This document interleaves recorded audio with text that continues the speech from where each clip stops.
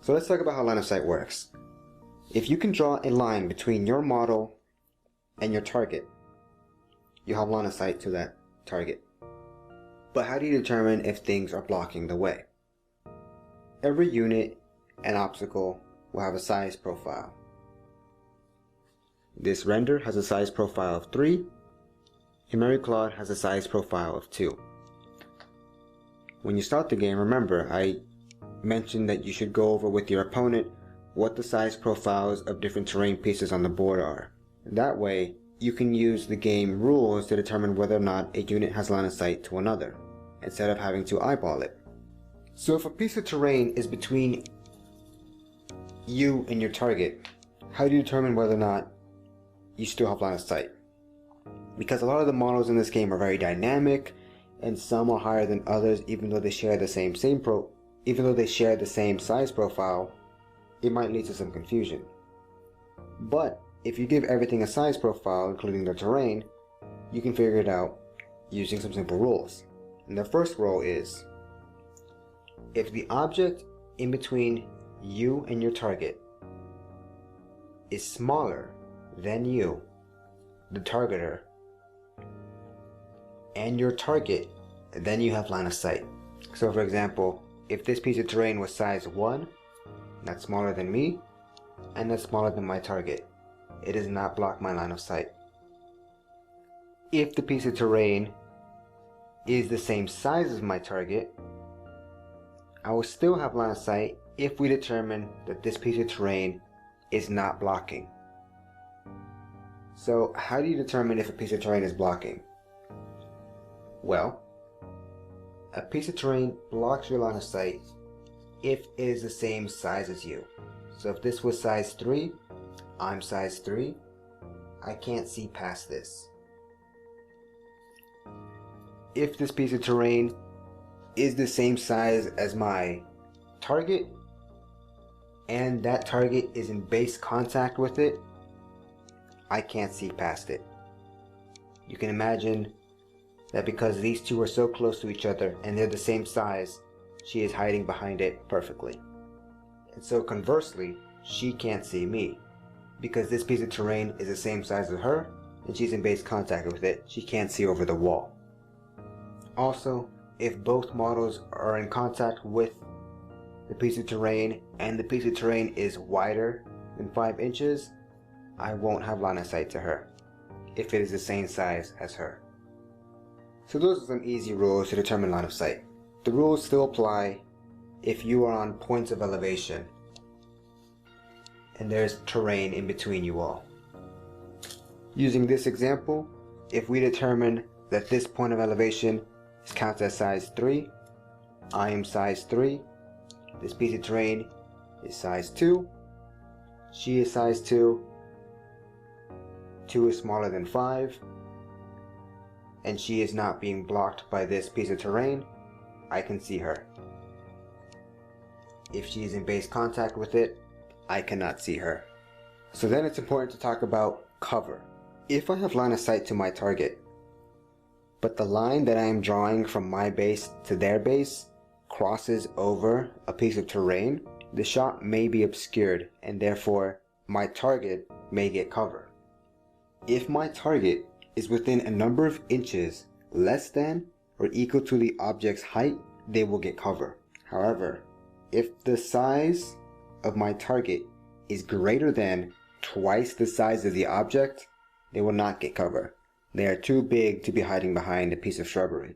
So for example, if this piece of terrain was size 2 and Mary Claude was within 2 inches of it, she would get cover. How much cover she would get would be determined by the piece of terrain specifically. You and your opponent can decide how much cover each piece of terrain confers, from 1 being grass or shrubbery and barbed wire to 4 being reinforced bunkers and things of that nature. When they confer cover, the number that you give them, 1 through 4, gives that person benefiting from cover that much armor. So cover 1 is 1 armor. Cover 4 is 4 more armor. And remember, all these different sources stack onto each other. However, this is only true if the line that you draw from you to your target crosses over these pieces of terrain. For example, let's say the situation was like this. Even though 50% of the model is within cover, I could draw a straight line from my edge to my opponent's edge that doesn't cross any terrain. My target then does not benefit from cover and therefore receives no bonuses. It's very important to note that all units, friendly and enemy, impede line of sight and movement, so it's possible to block yourself with your own units. For example here, these berserkers are size 3. Even though they're my own units, they're too tall and therefore block my render shots. These units though do not confer cover unless they have special rules that say they do. Let's talk a little bit about how squads work. Squads are special units that have multiple models representing a singular unit. In this example here, we have the Kyojin Berserkers. As you can see on the health track, there are 2 separate trackers for the 2 units, or rather the 2 models in this singular unit. Remember that terminology. There's 2 models in 1 unit. So any ability or objective that refers to a unit refers to both of these models. When working with squads, during deployment, they must deploy in what's called cohesion. Cohesion is 3 inches of another squad member. I mentioned that during deployment, but it also means that they must stay within cohesion throughout the entire game, unless they have rules stating otherwise. It's also important to note that unless otherwise stated, they block movement and line of sight to themselves. So for example, if I were to move these guys around the field, that leaves my second guy here unable to move past my own unit or my own model. And they must begin and end their movement within cohesion. If for some reason they ever lose cohesion because of forced movement or models dying in between them, they cannot perform any actions or draw any cards in response to being attacked until they regain cohesion. So how does targeting a squad work? And how does attacking with a squad work? Well, when a squad performs an action or an attack, you designate one model as the one that's initiating the action itself. So for example, if these units were ranged, we'll say that the one in front is the one designating the action. And you perform it as normal, as if it was a singular model performing the action. What's very helpful about squads is that they're all considered to have the coordinated attack ability. What this means is, when a unit with coordinated attack does damage onto an enemy unit with ranged, they increase the damage by 1 for every other model in the squad that has line of sight to the target and is not in base contact with the enemy. So it is as if every model in the squad was performing a ranged attack onto the same target. Instead of doing separate actions and separate attacks, what they do is pool damage together in a way. Same thing applies for psychic and melee attacks. If you are performing a melee attack with a squad, you increase damage by 1 for every model in base contact with your target. So every model that was a potential candidate to perform said action confers 1 additional point of damage. And hey, 1 point may not seem like much, but with larger squads out there, like the Black Diamond and the Shattered Sword, that adds up. So what happens when you target a squad member with an attack? You can target a squad member so long as you can see a single member of that squad. In this example here, Mary Claude can at least see the first squad member, although she cannot see the member in the back because he is size 3, she is size 2. Line of sight cannot be drawn between the two. However, it does not mean that this model is safe from danger. When you target a squad member, you create what's called a danger zone. And the danger zone is 6 inches from the base of the model. When you perform a psychic or range attack, models that are in the danger zone that are also in the active unit's line of sight might be affected by the attack. So in this example, if Mary Claude was doing a range attack, that could still mean that this guy is safe.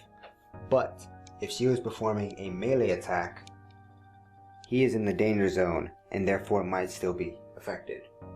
When performing special actions such as forced movement onto models, you perform them to all models that are in the danger zone. So again, if it's ranged, every unit that's also within line of sight within 6 inches of your initial target, and if it's melee, everything within 6 inches, even if you don't have line of sight. This danger zone rule does not apply when using area of effect abilities. If a single model of the unit is within an area of effect, the entire unit is affected, which could be beneficial or detrimental. For example, you could stretch your unit across its own cohesion line, and if there was a beneficial buff here conferring 1 armor, every model in the unit would be affected.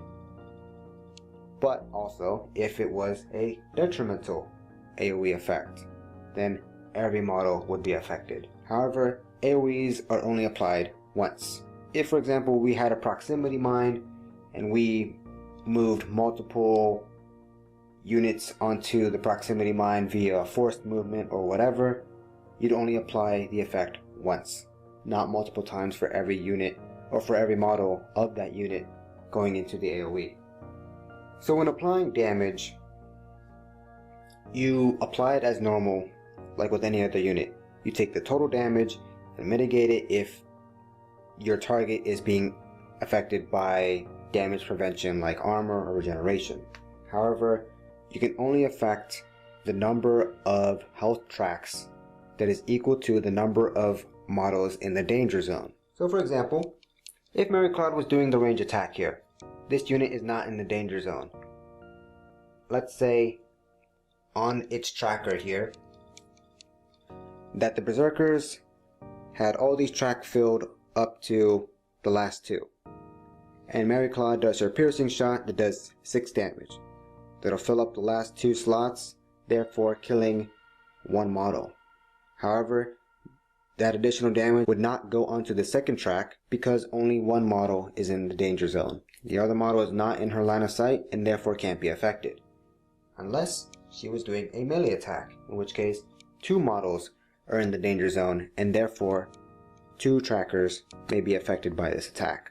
Once a single track is filled, the owner of the unit would take any models that are destroyed or any models that are in the danger zone as potential casualties. So if I was doing the melee attack here, I could potentially take out this model as a casualty if I was the no player. If I was a no player in the range example, I could only remove the model that was in the danger zone. It should go without saying that when performing healing effects onto squads, you can't heal tracks that have already been filled. Those models are already removed as casualties and may not be brought back unless specific actions say that they can be. And just to go over it, a squad only benefits from cover if half the models in the danger zone benefit from cover. Then the entire unit is considered to have cover. And those are the general rules of how squads work. And lastly, let's talk a little bit about victory objectives. So you can see here, I've laid out all the possible scenarios that you can have. But on top of these scenario conditions, primary, secondary, and faction, you have 2 general ones that you always have access to. For every complete unit that you destroy, that means every single model associated with that unit, you get 1 victory point. And if you happen to take out your opponent's knight, whether it's a questing or relic knight, then it's worth 3 victory points. So every team will have 1 primary objective and 2 secondary objectives. It's possible that the scenarios that you draw will have no use for them. It might even be possible that your opponent also has no use for your primary objectives, and so they're just around on the field. I mentioned before that they're for board control, so you shouldn't cut them out of the game just yet. They can also be useful in other ways, and to that same point, you can destroy them. they have profiles as well, and trackers that you can mark. So if you can destroy them, it also stands to reason that you can heal them, which you can. But the most important thing that you can do with objectives, other than completing the scenario, is power them. There are 3 types of powers that you can give to an objective, and this is true regardless of the scenario that you've drawn. You can infuse it. To infuse an objective, you must spend 1 held Esper and an action. So the unit that is trying to infuse this objective must spend 1 held Esper off their card and their action. But once they do, this has now become a powered objective, which means within 3 inches of it will be its area of effect. And the bonus that it gives is that it gives 1 free Esper of any type to any unit within its area of effect during its activation. However, this Esper can only be used to initiate an action. It can't be used for presses. This only applies to friendly units. So in this case, this objective here is powered by the No Empire, so only the No Empire can benefit from it. However, the Cersei Speed Circuit could come and infuse it with their own, thus giving the benefit to their units, even though it's an enemy objective, because it's the friendly infused token, not the friendly objective. The second thing you can do to an objective is sabotage it. A unit in the area of effect of a sabotage token reduces all their defense skills by 1. The last thing you can do to an objective is secure it. An objective can only have 1 secure token at a time, and what it does is that units in the area of effect powered by a friendly secure token gain armor 1. So again, friendly secure token, doesn't matter what the objective is, friendly or enemy, but friendly units get armor 1. So these tokens already by themselves are pretty useful. If you happen to be by your objective and don't have any useful actions to do, you can power it. And there are some objectives here that require you to power it with certain specific tokens. But you can also drain the token off of the objective. However, the only token that you cannot remove is sabotage. Once an objective is sabotaged, you may not remove that token. But any objective could have any number of tokens. So it could be infused, powered, sabotaged, and secured. The only restrictions is it can only have 1 secure token, and sabotage may not be removed. Some objectives may call for you to retrieve a specific token. It's not one of the powered tokens that I mentioned, it's a token only used for the purposes of victory objectives, like heist. To accomplish heist, you must retrieve 3 heist tokens from 1 enemy primary and deposit them at any board edge. It's not a specific token, it doesn't do anything, it's just to represent this victory objective. But to retrieve a token, it says retrieve it from an enemy primary. To retrieve a condition token, you have to end your move in contact with that objective, and then you take an action to retrieve it. So you have to be in base contact with this objective, then you take one of your tokens and say, I'm going to use this one to represent my heist token, and I'm going to place it on my card, on the unit that's taking the actual token. Something that's interesting to note, when you take a token like that, it is distributed amongst your unit. So if you have a unit that has 5 models, it is considered to be on all of them at the same time. So what some people do is for units and squads that are large, that have 5+ models, what they like to do is like a conga line, where they'll get 1 unit at the very edge to grab the token, and then down the line they'll have the other unit to drop off the token. It's a valid strategy, and it works. Now if you have a friendly condition token that's out in the field, for instance, if you're playing as a No Empire, you have a faction objective called Slave Raid, which means whenever you kill a unit, you drop a slave token out into the field, and now your objective is to pick it up and to deposit it at your primary objective.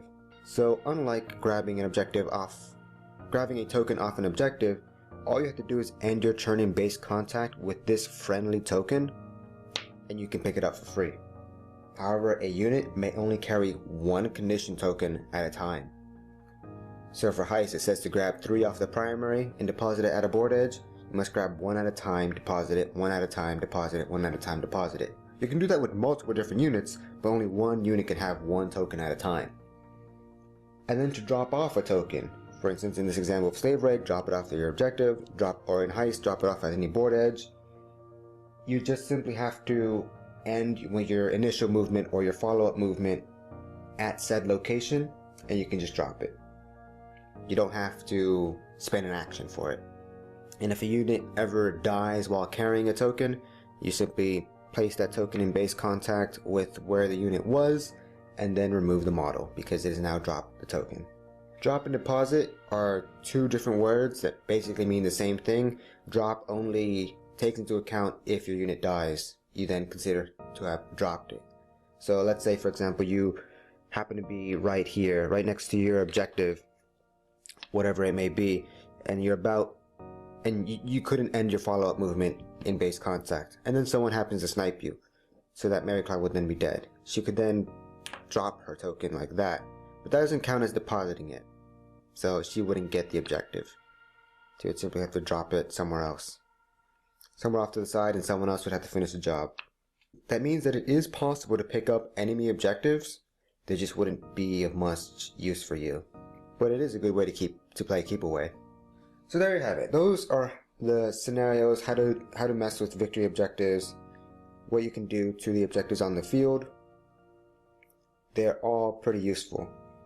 And at most, you'll ever have, well, at the minimum, you'll always have 3 objectives. A primary, a secondary, and whatever your faction is. Void and Prismatic only come into effect if you draw these cards when giving the other 2 players their objective scenarios. So it gives you more options. And along with all of this, you have the 2 destructions. Destroy enemy units and destroy their knight. It's possible to destroy your opponent's objective, but this does not count towards any destruction objectives. If you destroy their enemy objective, you don't get 1 victory point from that. You also don't get 1 victory point if you destroy their boosts. Only actual units on the field. No boosts, no objectives. This is simply to completely deny them of one of their objectives, which could be a good way to stall the game if you need more time to complete your objectives and your opponent is closer to completing theirs. But there you have it. You can also make up your own objectives if you're so inclined. You can play with teams where every teammate has their own objectives to fulfill and you're trying to accomplish a greater goal. It's really up to you how you play this game. You know, it's meant to be for fun and a nice change of pace from all the different war games that are just about killing your opponent.